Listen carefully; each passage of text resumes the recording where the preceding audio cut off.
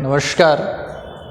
कल हमने देखा था ग्रुप की डेफिनेशंस और कुछ एग्जाम्पल्स। आज हम नेक्स्ट एग्जाम्पल करते हैं ग्रुप में। तो एग्जाम्पल अपने पास में सिद्ध कीजिए कि मॉड्यूलो M की अवशेष कक्षाओं के योग के सापेक्ष एक ग्रुप बनाती हैं। तो देखिए, सबसे पहले तो माना कि जो मॉड्यूलो M की अवशेष कक्षाएं हैं, माना मॉड्यूलो M की अवशेष कक्षाओं के समुच्चय को IM से प्रदर्शित करें। मॉड्यूलो M की अवशेष कक्षाओं को मॉड्यूलो M से IM से प्रदर्शित करें तो IM इक्वल टू क्या आएगा, देखिएगा भाई। मॉड्यूलो M का मतलब है किसी भी पूर्णांक में M से भाग देने पर शेषफल। तो किसी भी पूर्णांक में अगर आप M का भाग देंगे तो शेषफल क्या आ सकता है भाई, जानते हैं हम। अगर किसी पूर्णांक में M का भाग देंगे तो शेषफल आएगा 0 या 1 भी आ सकता है, 2 भी आ सकता है, लेकिन शेषफल चाहे जो भी है हमेशा M से छोटा आएगा। तो IM इक्वल टू 0 आ सकता है शेषफल। तो इस 0 को मैंने ब्रैकेट में बंद करके लिखा है, इसका मतलब है 0 की अवशेष कक्षा। 0 की अवशेष कक्षा का मतलब है M का भाग, ऐसे पूर्णांक होंगे इसमें जिनमें M का भाग देने पर शेषफल 0 आता है। ये 1 की अवशेष कक्षा है, जिसका मतलब इस अवशेष कक्षा का मतलब होगा कि इसके अंदर ऐसे सभी पूर्णांक आएंगे जिनके अंदर M का भाग देने पर शेषफल 1 आए। ठीक है, इसी प्रकार से ये मैंने 2 लिखा, इसका मतलब है 2 की अवशेष कक्षाएं। 2 की अवशेष कक्षाएं मतलब कि ऐसे सभी पूर्णांक जिनमें M का भाग देने पर 2 शेषफल आए। अंतिम शेषफल क्या होगा, शेषफल हमेशा M से छोटा रहता है, तो जो अंतिम शेषफल है ये आपके पास में आता है M-1। तो ये सभी अवशेष कक्षाएं आपके पास में आ गई मॉड्यूलो M की। अब इसकी जांच करनी है हमें, क्या योग संक्रिया के लिए एक ग्रुप है। संक्रिया आपको योग दे दी, अवशेष कक्षाओं का योग, तो योग संक्रिया के लिए हमें इस एक ग्रुप की जांच करनी है। अब ग्रुप की जांच करें तो सबसे पहले हम लोग जांच करेंगे संवृतता या द्विचर संक्रिया भी जिसको आप लोग कहते हैं। ठीक है, द्विचर संक्रिया को हम संवृत नियम भी कहते हैं, क्लोजर प्रॉपर्टी भी कहते हैं। तो सबसे पहले हम संवृत की जांच करेंगे। इसके लिए कोई भी 2 अवशेष कक्षाएं अगर ले ली जाए मॉड्यूलो M की, तो माना कि X और Y बिलोंग्स टू IM, ये 2 अवशेष कक्षाएं हैं। अब क्या इन दोनों अवशेष कक्षाओं का योग अगर IM का एलिमेंट बन जाए तो हम कहेंगे कि संक्रिया योग संक्रिया द्विचर संक्रिया। तो देखिए, दोनों का योग हम करें अगर X प्लस Y का, तो देखना भाई, ये तो हम जानते ही हैं कि कोई भी 2 पूर्णांकों में अलग अलग M का भाग देने पर उनके शेषफल का योग करें या फिर दोनों को जोड़ करके भाग देने पर जो शेषफल है बराबर होता है। इसलिए इन दोनों कक्षाओं को जब आप जोड़ देते हैं तो ये इस प्रकार से बन जाता है। अब जो X प्लस Y है ये M से बड़ा भी हो सकता है और X प्लस Y M से छोटा भी हो सकता है। तो पहली कंडीशन की अगर हम बात करें कि यदि X plus y less than M, X plus y अगर M से छोटा है, छोटा होने का मतलब ये देखिएगा M से छोटे सारी अवशेष कक्षाएं 0 से लेकर M-1 तक यहाँ विद्यमान है। तो जैसे ही M से छोटा होगा तो ये जो X प्लस वाई है ये एलिमेंट होगा IM का। दूसरी कंडीशन की अगर हम बात करें कि यदि X plus y greater than M, X plus y अगर M से बड़ा हो, X प्लस वाई अगर M से बड़ा होगा तो हम विभाजन एल्गोरिथम का यहाँ प्रयोग करेंगे।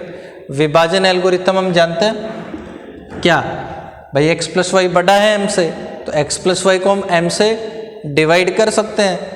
m से डिवाइड करेंगे तो हमें कुछ भागफल भी मिलेगा और कुछ शेषफल भी मिलेगा।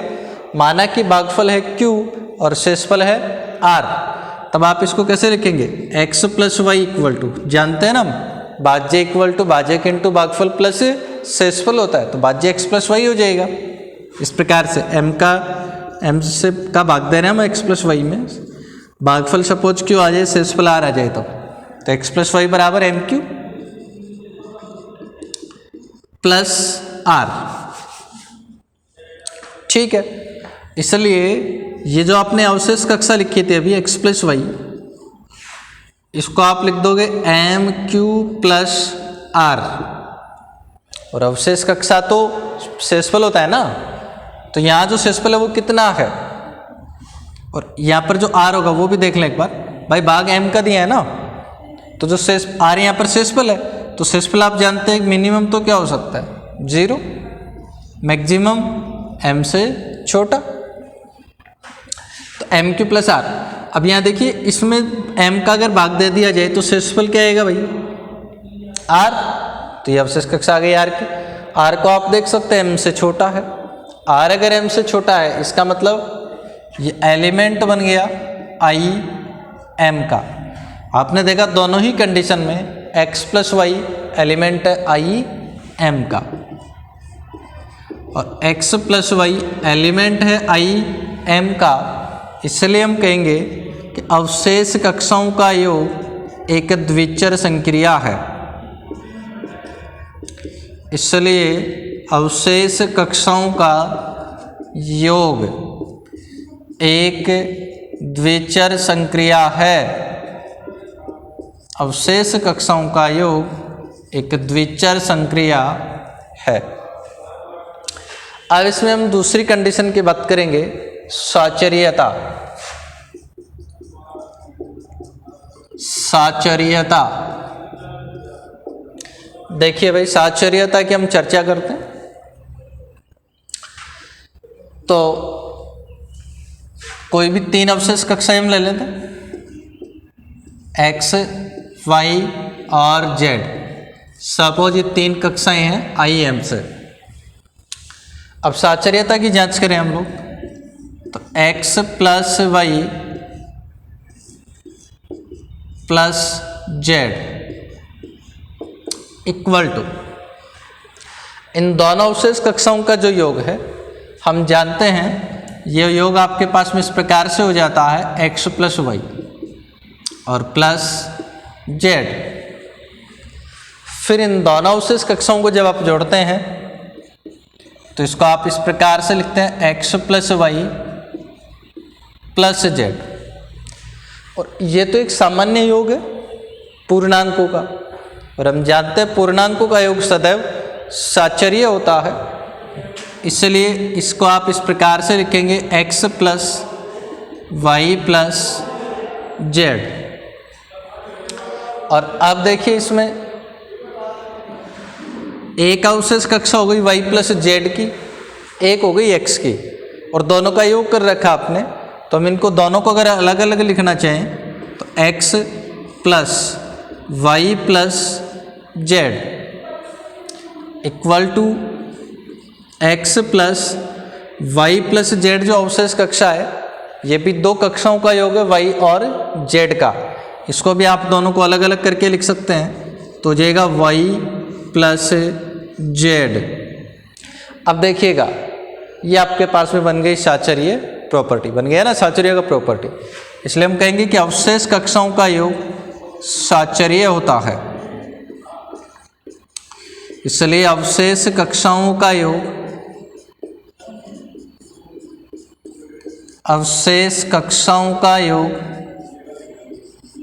साचर्य है।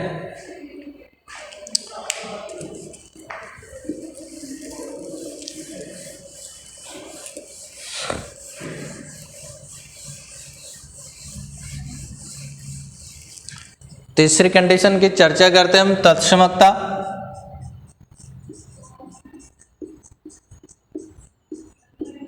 आइडेंटिटी। देखिए हम जानते हैं योग का तत्समक होता है 0, तो यहाँ पर ये जो जीरो के अवशेष कक्षा है ये योग का तत्समक होगा। क्यों होगा? क्योंकि देख सकते हैं आप लोग, अगर कोई भी अवशेष कक्षा ए ले लिया जाए और इसके अंदर जीरो जोड़ दिया जाए तो a प्लस जीरो बराबर a, और इसको आप ये भी लिख सकते हो बराबर 0 प्लस a। ठीक है ना? For each of a belongs to I M, ठीक है ना?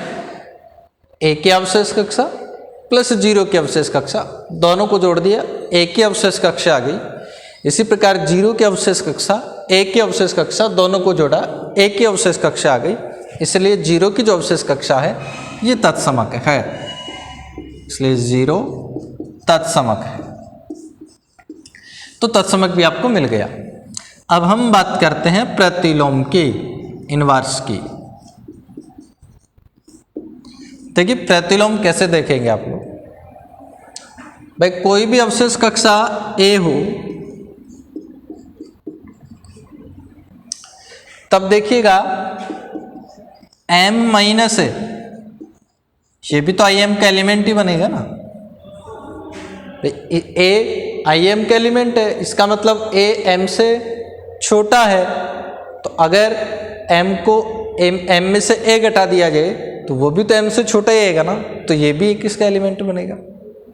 और प्रतिलोम की परिभाषा हमने क्या देखी थी कि कोई भी दो एलिमेंट्स के अंदर संक्रिया करवा दी जाए और दोनों की संक्रिया करवाने पर अगर आपको तत्समक अवयव मिल जाता है तो वो दोनों अवयव एक दूसरे के प्रतिलोम कहलाते हैं। अब इन दोनों अवशेष कक्षाओं का योग करके देखिए, A प्लस M माइनस, तो योग करेंगे तो इसी प्रकार से लिखेंगे ना। इसको आपने हल किया तो ये M आ गया, और M की जो अवशेष कक्षा है किसके बराबर होती है? 0 की अवशेष कक्षा के बराबर, क्योंकि M में M का भाग देने पर शेषफल क्या आ जाता है? 0। इसलिए M की अवशेष कक्षा बराबर होगी 0 की अवशेष कक्षा के। तो आपने देखा अवशेष कक्षा A और अवशेष कक्षा M माइनस A को आपने जैसे ही जोड़ा तो मिल गया आपको तत्समक अवयव। इसका मतलब ये दोनों अवयव एक दूसरे के प्रतिलोम हैं। For each of A belongs to I M, इसलिए अवशेष कक्षा A का प्रतिलोम अवशेष कक्षा M माइनस A है। तो ये चौथी कंडीशन आपके पास में आ गई ग्रुप की। अब ग्रुप की चारों कंडीशंस को संतुष्ट करता है, इसलिए हम लोग कहेंगे कि I M की सभी अवशेष कक्षाओं के योग के सापेक्ष ग्रुप बनाती है। ठीक है, सेकंड एग्जाम्पल हम देखते हैं।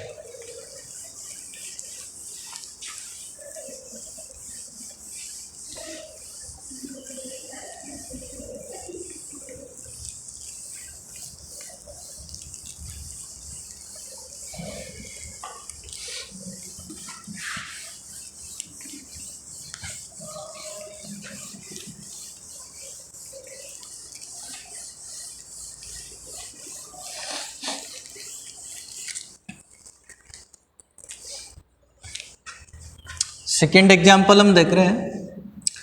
माना कि एक समुच्चय है G और ये इस प्रकार से Z belongs to C such that mod Z equal to 1, और संक्रिया है सम्मिश्र संख्याओं का गुणन, सम्मिश्र संख्याओं का गुणन। ये अपने पास में एक संक्रिया है। जांच करते हैं हम लोग ग्रुप है या नहीं। तो सबसे पहले आप जो जांच करते हैं द्विआधारी संक्रिया की या संवृत्त नियम की, क्लोजर प्रॉपर्टी। देखिए इसके लिए आप G से कोई दो एलिमेंट लेते हैं। माना कि Z1 Z2 belongs to C, नहीं सॉरी G, समुच्चय G से ये कोई दो सम्मिश्र संख्या ले ली Z1 और Z2। अब देखिए Z1 और Z2 अगर G के एलिमेंट है, इसका मतलब क्या होगा, देखो Z जब G के एलिमेंट है तो Z एक कॉम्प्लेक्स नंबर है जिसका मापांक कितना है 1। अब Z1 अगर G का एलिमेंट है, इसका मतलब इसका मापांक 1 होगा, और Z2 अगर G का एलिमेंट है तो इसका मापांक भी 1 होगा। दोनों का मल्टीप्लाई अगर हम कर ले तो Z1 Z2 और इसके मापांक की अगर हम चर्चा करें, और ये तो हम पहले से ही जानते हैं कि दो सम्मिश्र संख्याओं का गुणा एक सम्मिश्र संख्या होता है, तो Z1 Z2 एक सम्मिश्र संख्या में मिल जाएगी। अब इसके मापांक की हम चर्चा करते हैं, तो मोड Z1 Z2, अब सम्मिश्र संख्याओं की प्रॉपर्टी से हम जानते हैं, इसको आप ऐसा लिख सकते हो। अब Z1 का मापांक भी 1 है, Z2 का मापांक भी 1 है, तो ये आपके पास में आ जाएगा 1, और मापांक 1 आ गया, इसलिए आप लोग कहेंगे कि Z1 Z2 एलिमेंट है G का। ये G का एलिमेंट आ गया, इसलिए आप लोग क्या कहेंगे कि सम्मिश्र संख्याओं का गुणन G में द्विआधारी संक्रिया है। सम्मिश्र संख्याओं का गुणन G में एक द्विआधारी संक्रिया है।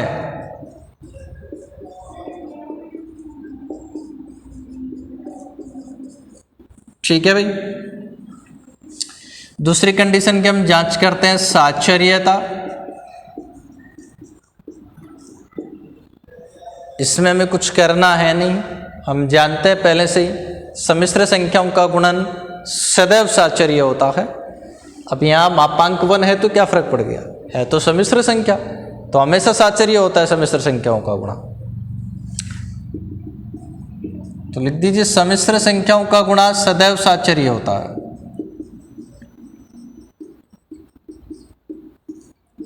सम्मिश्र संख्याओं का गुणा सदैव साचर्य होता है।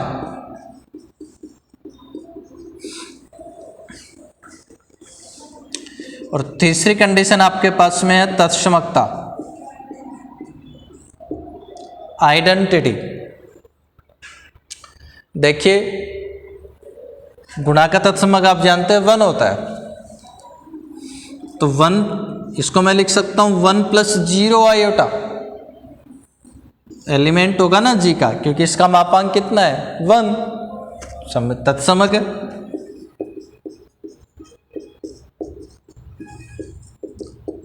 सम्मिश्र संख्याओं के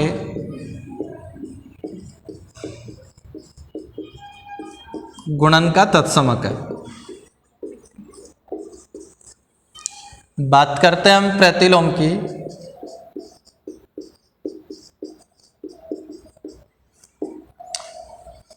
देखिए कोई भी सम्मिश्र संख्या Z अगर ली जाए G से, इसका मतलब इसका मापांक तो 1 हो गई। अब हम इसकी बात करते हैं प्रतिलोम की, तो Z का प्रतिलोम यानी इस Z को ऐसी कौन सी सम्मिश्र संख्या से मल्टीप्लाई किया जाए ताकि हमें तत्समक मिल जाए, और तत्समक यहाँ कितना है 1, तो Z को अगर हम मल्टीप्लाई कर दे 1/Z से तो आपको 1 मिल जाएगा। तो चूंकि Z और इसको मल्टीप्लाई कर दे 1/Z से, या 1/Z को मल्टीप्लाई कर दे Z से, तो हमें क्या मिल जाता है 1। तथा ये जो 1/Z है, इसके मापांक की बात करें हम तो इसको आप ऐसे लिख सकते हैं, और mod Z 1 है तो 1/1 आपके पास में आ जाएगा, यानी इसका मापांक भी 1 है। इसका मतलब 1/Z किसका एलिमेंट है G का, अतः 1/Z एलिमेंट है G का। इसलिए आपने कहा Z का प्रतिलोम 1/Z जो कि G के अंदर विद्यमान है, ग्रुप की चारों कंडीशंस को ये संतुष्ट कर रहा है। इसलिए हम कहेंगे कि समुच्चय G सम्मिश्र संख्याओं के गुणन के सापेक्ष एक ग्रुप है।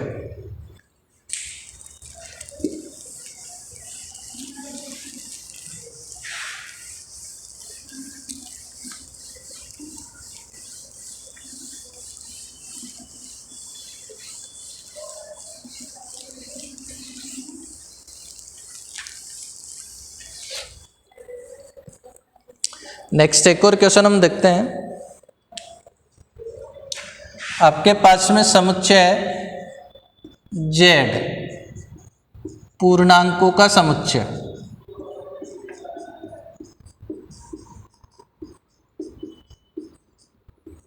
और इसके अंदर एक संक्रिया है स्टार।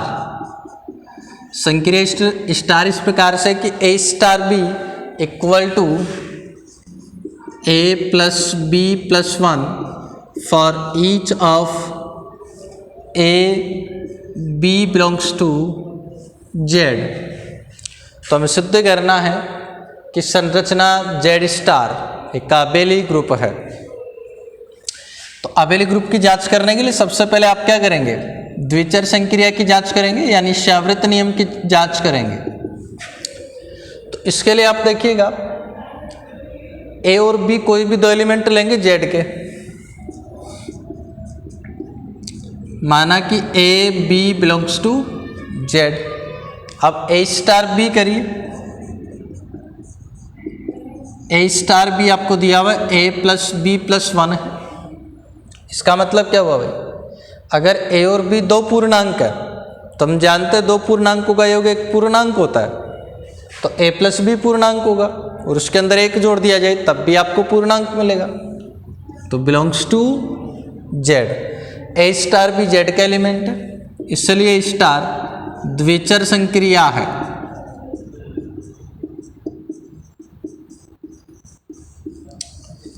सेकंड प्रॉपर्टी आपके पास में आती है साचर्यता।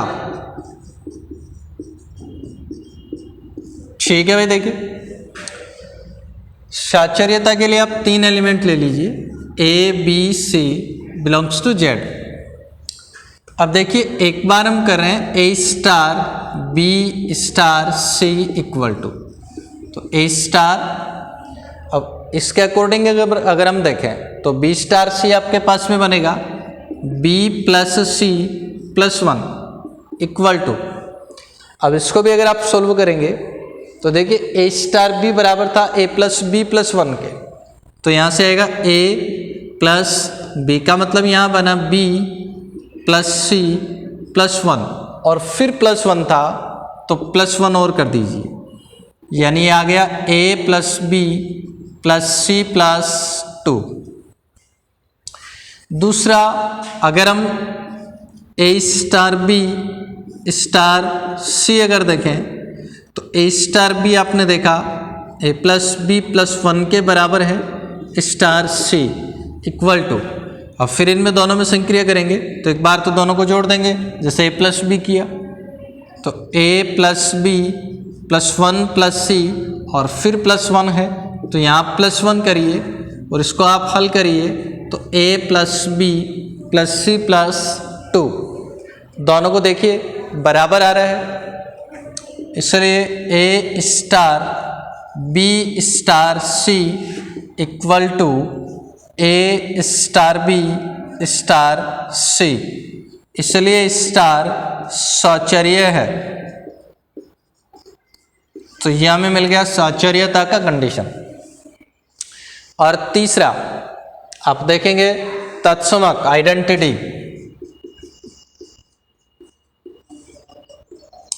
तत्समकता आइडेंटिटी हमें याद देखने पर पता नहीं चलता है कि स्टार का तत्समक अवयव क्या है, तो हम ज्ञात कर लेंगे इसको। तो माना इस स्टार का तत्समक अवयव E है, माना स्टार का तत्समक अवयव E है, और तत्समक की परिभाषा से हम जानते हैं कि E अगर तत्समक अवयव होगा तब A स्टार E A के बराबर आएगा, A के प्रत्येक मान के लिए, तो for each of A belongs to Z। अब यहाँ संक्रिया का यूज करिए। ए स्टार ई किसके बराबर है भाई? A plus e plus 1 equal to a. इसको हम हल करेंगे, ए से ए कैंसिल हो जाएगा तो ई इक्वल टू -1, और आप जानते हैं -1 एक पूर्णांक है, इसका मतलब तत्समक विद्यमान है, इसलिए स्टार का तत्समक अवयव विद्यमान है। स्टार का तत्समक अवयव Z में विद्यमान है। अब हम बात करेंगे प्रतिलोम की। तो प्रतिलोम ज्ञात करते हैं। प्रतिलोम माना कि स्टार के सापेक्ष किसी पूर्णांक A का प्रतिलोम B है, तो माना स्टार के सापेक्ष A बिलोंग्स टू Z का प्रतिलोम B बिलोंग्स टू Z है। इसलिए प्रतिलोम की परिभाषा से हम जानते हैं कि A और B में जब संक्रिया स्टार लगाएंगे तो आपको तत्समक मिलेगा, और तत्समक हम ज्ञात कर चुके हैं। यहाँ कितना है भाई? -1, तो ये आपके पास में आ जाएगा -1। हल करिए। A star B A plus B plus 1 के बराबर है इक्वल टू -1। इसको अगर हम हल कर दें तो B इक्वल टू -2 -A, और अगर A पूर्णांक होगा तो -2 - A भी आपके पास में एक पूर्णांक होगा। इसका मतलब प्रत्येक अवयव का प्रतिलोम विद्यमान है। प्रत्येक अवयव का प्रतिलोम विद्यमान है। अब प्रतिलोम भी विद्यमान है, इसलिए हम लोग कहते हैं कि Z स्टार ग्रुप है। इसलिए Z स्टार ग्रुप है। लेकिन हमें जांच कर ली थी आबेलियन ग्रुप की। तो अगर कोई ग्रुप क्रम विनिमय भी हो, ग्रुप में संक्रिया अगर क्रम विनिमय हो, तो उस ग्रुप को हम लोग आबेली ग्रुप या क्रम विनिमय ग्रुप भी कहते हैं। तो आबेली ग्रुप के लिए हम जांच करते हैं क्रम विनिमयता की।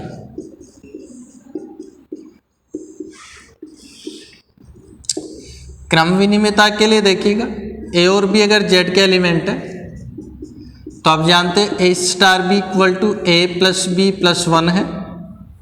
अब ये जो A प्लस B है, इसको हम B प्लस A भी लिख सकते हैं प्लस 1, और B प्लस A प्लस 1 का मतलब B स्टार A। आपने देखा A स्टार B और B स्टार A दोनों बराबर हैं, इसलिए स्टार क्रम विनिमय है, और स्टार क्रम विनिमय है, इसका मतलब ग्रुप आबेली है, इसलिए Z स्टार आबेली ग्रुप है। ठीक है, धन्यवाद।